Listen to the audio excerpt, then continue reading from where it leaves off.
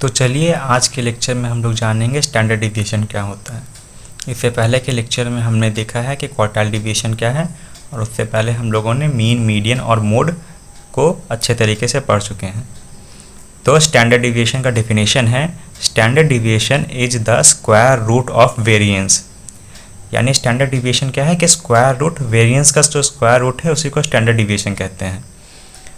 अब वेरिएंस क्या है और उसका स्क्वायर रूट क्यों निकालते हैं, ये सब हम लोग आगे क्वेश्चन के हेल्प से समझेंगे। The square root of the variance is called the root mean square deviation और द स्टैंडर्ड डिविएशन।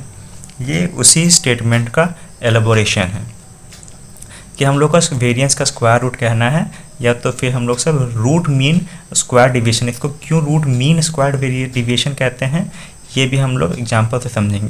क्योंकि हम लोग जो उसका मीन निकालते हैं, मीन से जितना भी डिविएशन आएगा और उस डिविएशन का जो स्क्वायर रूट निकालेंगे वही स्टैंडर्ड डिविएशन कहलाता है।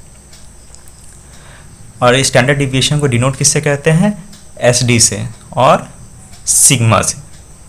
या तो उसको S.D से डिनोट कर सकते हैं या तो सिग्मा से डिनोट कर सकते हैं। स्टैंडर्ड डिविएशन के यूजेस क्या हैं? When the most reliable and stable measure of variability is required, then standard deviation should be calculated।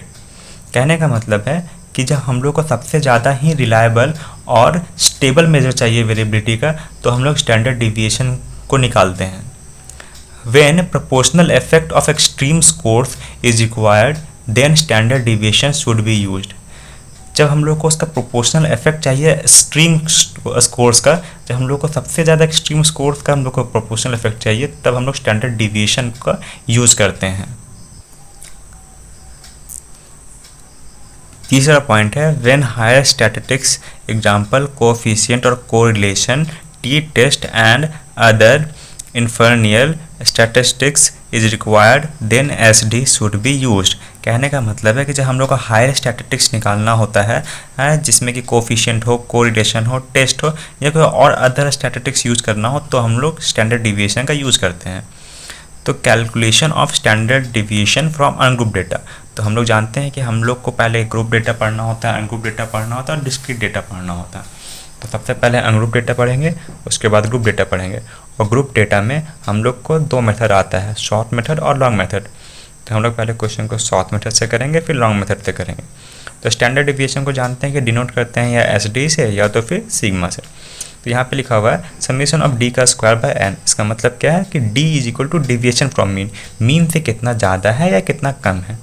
n है नंबर ऑफ स्कोर्स, और मेरा जो समेशन ऑफ D का स्क्वायर का मतलब होता है the sum of square deviation from the mean.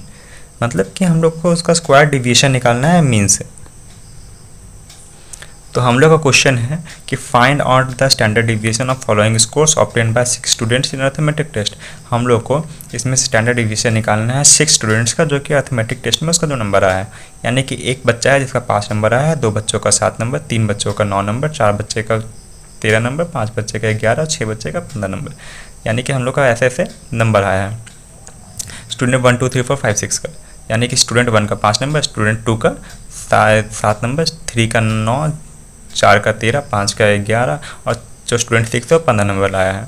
क्योंकि अनग्रुप डेटा यानी कि हर एक स्टूडेंट का अपना इंडिविजुअल मार्क्स है वो। तो अब क्या करना है इसके आगे हम लोग को कि सबसे पहले इसको टेबुलर फॉर्म में लिखना है। तो क्या करना है, सबसे पहले इसको टेबुलर फॉर्म में लिखना है, जो कि हम लोग इसको लिख चुके हैं। तो अब उसके आगे सबसे पहले हम लोग निकालेंगे summation of x is equal to, मतलब हम लोग तो जोड़ देना है। जोड़ने के बाद कितना आ जाएगा 60। हम लोग को मीन सबसे पहले निकालना है। फर्स्ट स्टेप होता है मीन निकालना, क्योंकि हम लोग तो मीन से कितना कम है और ज़्यादा है वही डिविएशन कहलाता है। तो मीन निकालने का फॉर्मूला क्या होता है, summation of x by n। Summation of x मेरा है 60 और n मेरा कितना है 6, टोटल 6 है, बाय 6 काटने पे आ जाएगा 10। यानी कि मैं मीन कितना निकल गया, मेरा मीन निकल गया है 10। तो हमको क्या करना है, हमको अब निकालना है D कि मैं डिविएशन कितना है। तो हम लोग D निकालेंगे। D क्या होता है, x माइनस मीन, मतलब x में मीन घटा देंगे। तो जैसे कि मेरा मीन कितना आया 10, तो क्या करेंगे यहाँ पे पहला 5 माइनस 10 कर देंगे, कितना आ जाएगा -5। उसी तरह इसमें कर देंगे 7 माइनस 10 डैट इज -3, उसी तरह 10 9 -10 -1, 13 -10 3, 11 -10 1 और 15 -10 इज इक्वल टू 5। तो ये कितना आ जाएगा मेरा, कैलकुलेट करेंगे तो।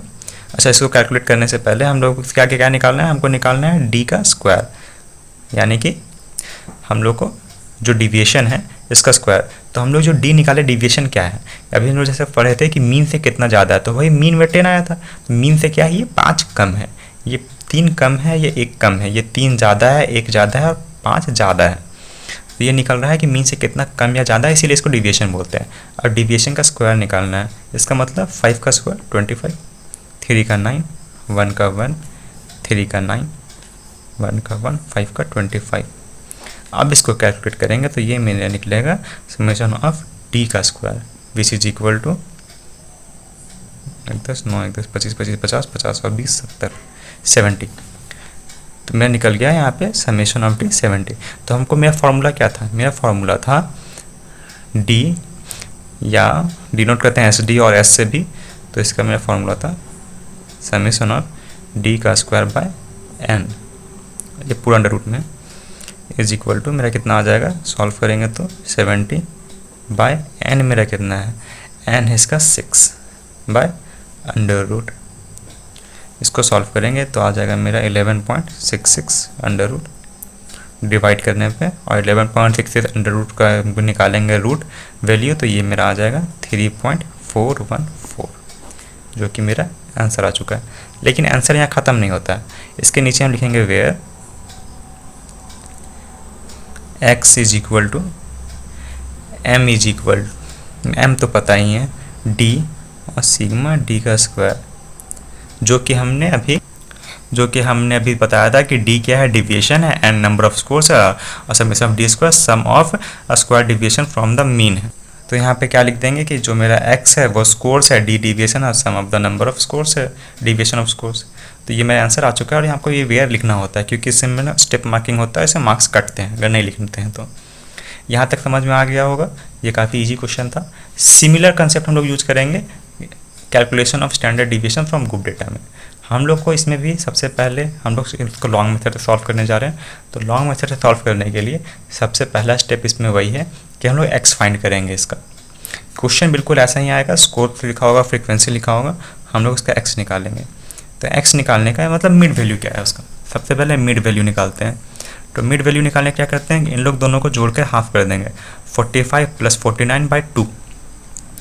तो इसको हम करेंगे तो मेरा आ जाएगा 47। क्या किए हैं, 45 + 49/2, ये करेंगे तो मेरा 47 आ जाएगा। इसमें करेंगे 40 + 44/2, ये कितना आ जाएगा 84/2, जो कि मेरा आ जाएगा 42। इससे 35 + 39/2 37, इसमें में 32 आ जाएगा 27, ये 20 + 24/2 विच इज इक्वल टू 22, 17, 12 और 7। यहाँ तक समझ में आ गया कि x कैसे निकाले हैं। अब x निकालने के बाद हम लोग क्या करेंगे कि हम लोग सब इसका f of x निकालेंगे, क्योंकि हम लोग को निकालना है ताकि हम लोग सब मीन निकाल सकें। इसीलिए सबसे पहले हम लोग इसका निकालेंगे और f of x यानी कि f × x यानी कि कितना हो जाएगा 94, यानी कि 47 × 2 94, 3 × 42 126, 4 × 37 148, 6 × 32 192, 8 × 27 216, 7 × 22 154, 17 × 5 85, 12 3 × 3 36, 7 × 2 14। इसको अगर हम जोड़ देंगे तो ये मेरा आ जाएगा summation of F X is equal to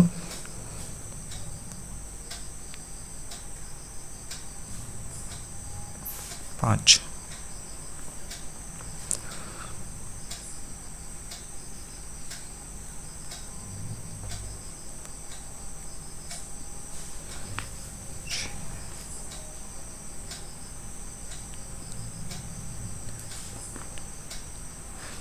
इसका मतलब कितना आ गया मेरा समेशन ऑफ एफ एक्स 1065। अब इसके बाद क्या करना है कि अब हम यहाँ पे पहले इसको हम क्यों निकालें, ताकि इससे हम मीन निकाल सके। इसके आगे हम डेटा निकालेंगे, डेट इज़ डी, यानी कि डिविएशन। डिविएशन निकालने के लिए हमको क्या करना होता है, हमको करना होता है, डिविएशन बता चुके हैं अभी हम कि ये मेरा होता है x माइनस एम, यानी कि जो मेरा x है इसमें हमको मीन जो निकालेंगे उसको सब्ट्रैक्ट करना होता है। इसलिए सबसे पहले इस डेटा से हम लोग इसको मीन निकालते हैं। तो हम लोग सब मीन का फॉर्मूला जानते हैं कि मीन इज इक्वल टू का मेरा होता है summation of F X by N, which is equal to हमको डेटा पता है कि 1065 है मेरा और एन मेरा पता है 40। इसको डिवाइड कर 1065 by 40 which is equal to 26.63, ये मेरा मीन आ गया। तो अब हम क्या करेंगे, इस डेटा में हम लोग सबसे पहले क्या करेंगे कि अगर हम 94 माइनस 26.63 को सब्ट्रैक्ट करेंगे तो मेरा कितना आ जाएगा, इसको सब्ट्रैक्ट करेंगे तो मेरा आ जाएगा 20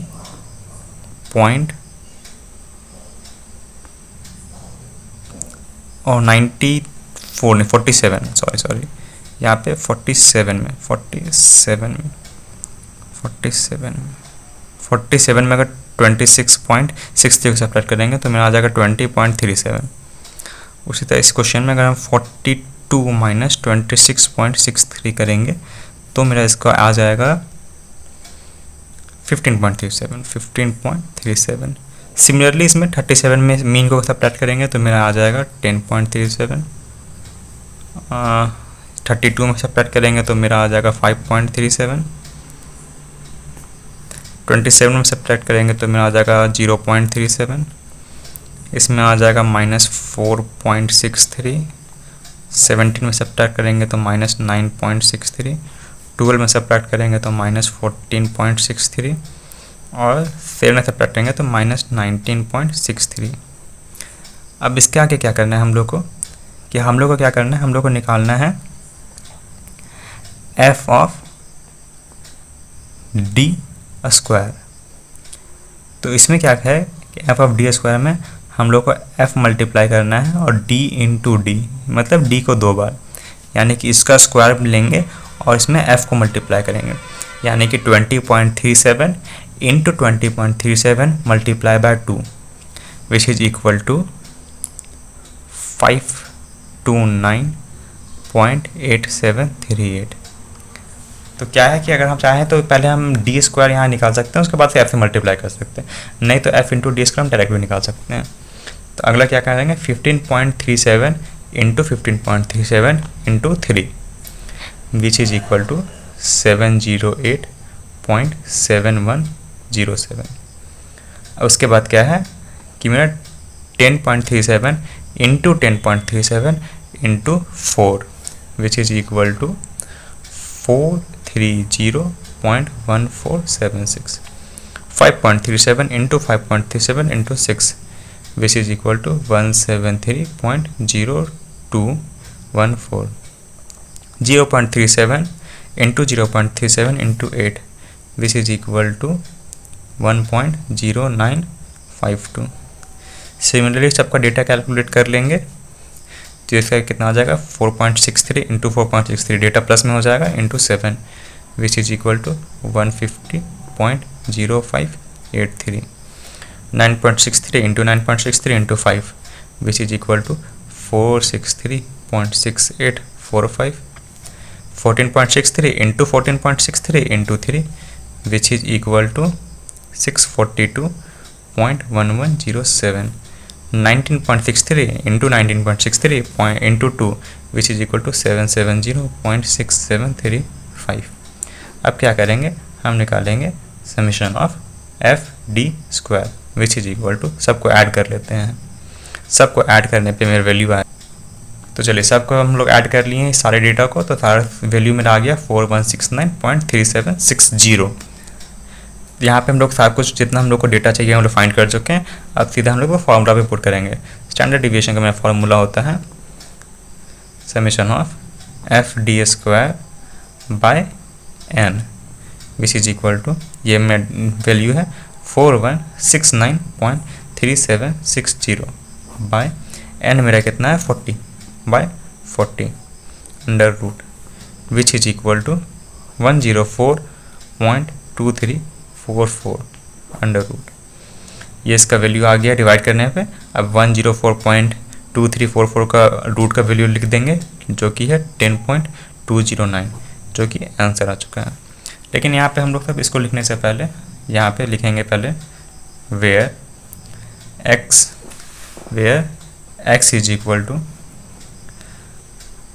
f इज इक्वल टू और फिर d fx और fd स्क्वायर इज इक्वल टू हम लोग क्या है, x मिड पॉइंट है, f फ्रिक्वेंसी है, d डिविएशन है, fx क्या है product of frequency and mid point, और fd स्क्वायर क्या है मेरा sum of product of deviation का स्क्वायर और फ्रिक्वेंसी का मल्टीप्लिकेशन है। तो ये हमको इसको लिखना पड़ेगा क्योंकि स्टेप मार्क्स में हम लोग को ये लिखना कंपलसरी हो जाता है। आंसर यहाँ सॉल्व हो चुका है, लेकिन इसके बाद हमको इसको नेक्स्ट स्टेप में यहाँ लिखने के बाद ही मेरा आंसर खत्म होगा। तो अभी जैसा कि हम लोग देखें कि एक क्वेश्चन को बनाने में कितना कॉम्प्लेक्स हो गया, बिना कैलकुलेटर के हेल्प के अंडर रूट निकालना और इतना ज़्यादा मल्टीप्लाई, इतना कॉम्प्लेक्स हो गया पॉइंट के बाद मेरा उसको जो है इतना सारा एडिशन करना, एग्जाम से मिस्टेक हो सकता है। तो ये लॉन्ग मेथड थोड़ा सा हो जाता है, लेकिन शॉर्ट मेथड में हमको इतना नहीं करने का जरूरत पड़ता है। सेम डेटा सेम क्वेश्चन को शॉर्ट मेथड से सॉल्व करने का कोशिश करते हैं। तो चलिए देखिए, पहले हम लोग से यहाँ पे वही सेम क्वेश्चन है, हम लोग का वही data n is equal to 40 ले चुके हैं। इसमें क्या करना है कि इसमें हम लोग को सीधा जो डिविएशन है उसको हम लोग को अपने पे एज्यूम कर,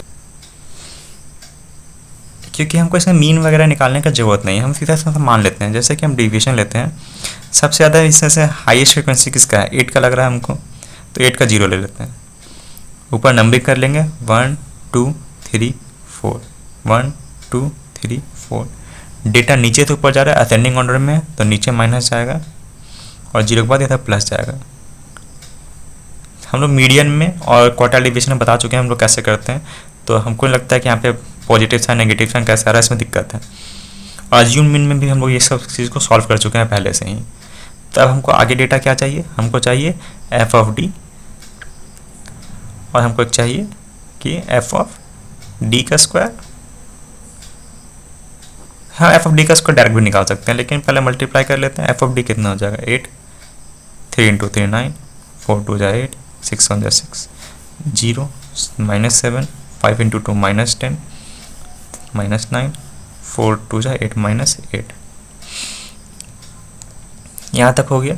अब क्या करना है कि हमको इसका एफ डी का स्क्वायर भी निकालना है। तो एफ डी का स्क्वायर मतलब क्या, हम लोग तो यहाँ तक कर चुके हैं, एफ डी आ चुका है। इसमें क्या मल्टीप्लाई करेंगे कि एफ डी का स्क्वायर हो जाएगा, एक और डी मल्टीप्लाई कर देंगे, क्योंकि ये क्या है, ये एफ है इंटू डी है इंटू डी है, यही है ये। तो बहुत बच्चे क्या करते हैं कि फ्रीक्वेंसी को मल्टीप्लाई कर देते हैं, तो वहाँ गलत हो जाता है। हमको क्या करना है कि एफ डी जब पहले से इसमें बस डी मल्टीप्लाई करेंगे, जैसे कि 8 4 जा 32, 9 इंटू 3 27, 8 इंटू 2 16, 6 1 0 7 2 7 7 20 27 एंड 32। तो इसका निकाल लेते हैं कि मेरा समेशन ऑफ एफ डी कितना हो जाएगा। इस सबको जोड़ लेंगे, 8 से 8 कैंसिल, 9 से 9 कैंसिल हो जाएगा, 10 इधर और ये -3, और इसमें निकालेंगे तो summation of F D square, जोड़ लेते हैं इसको,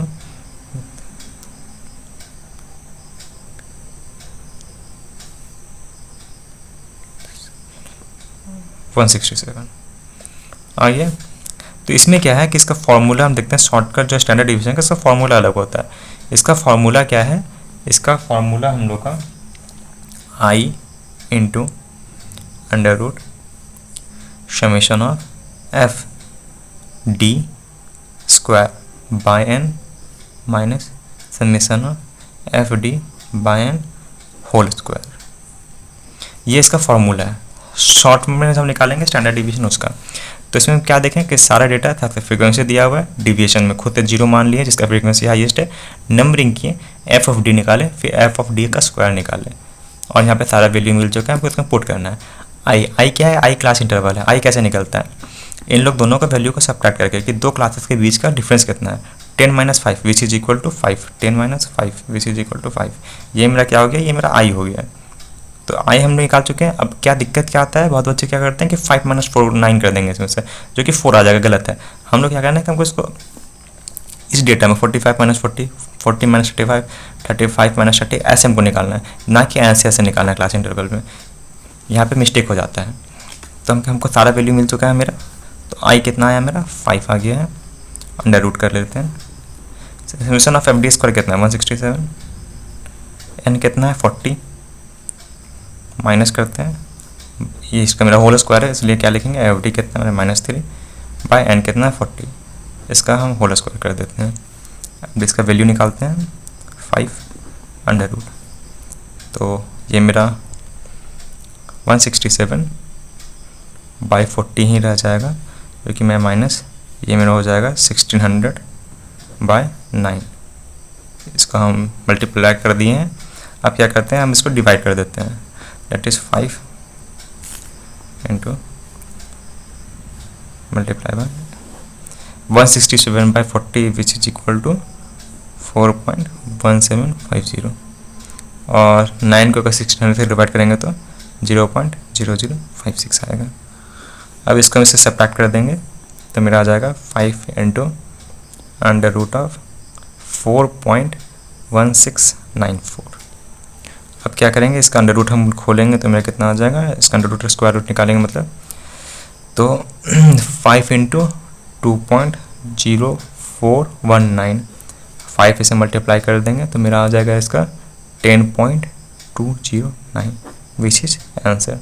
तो आप देख सकते हैं कि पहला जो क्वेश्चन बनाए थे हम लॉन्ग मेथड से, कितना कॉम्प्लेक्स हो गया था और कितना उसको सॉल्व करने में दिक्कत आया था। इसमें क्या करना है कि बस इसमें अंडर रूट में हमको सॉल्व करना है सॉल्यूशन, और एक बार अंडर रूट को निकालने के बाद मेरा आंसर आ जाता है।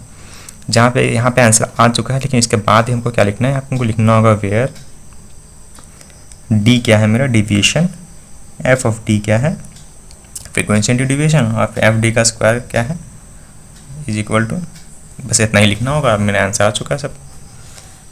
और आई क्या है मेरा, क्लास इंटरवल है। आई मेरा क्लास इंटरवल है, आई मेरा क्लास इंटरवल है। तो यहाँ तक हमको आई होप कि आपको समझ में आया होगा, और इसी के साथ स्टैंडर्ड डिफिनेशन यहाँ पे ख़त्म होता है। ऐसे कुछ क्वेश्चन प्रैक्टिस कीजिए, और ये काफ़ी इजी कंसेप्ट है, और एग्ज़ाम में ज़रूर से बना के आइए।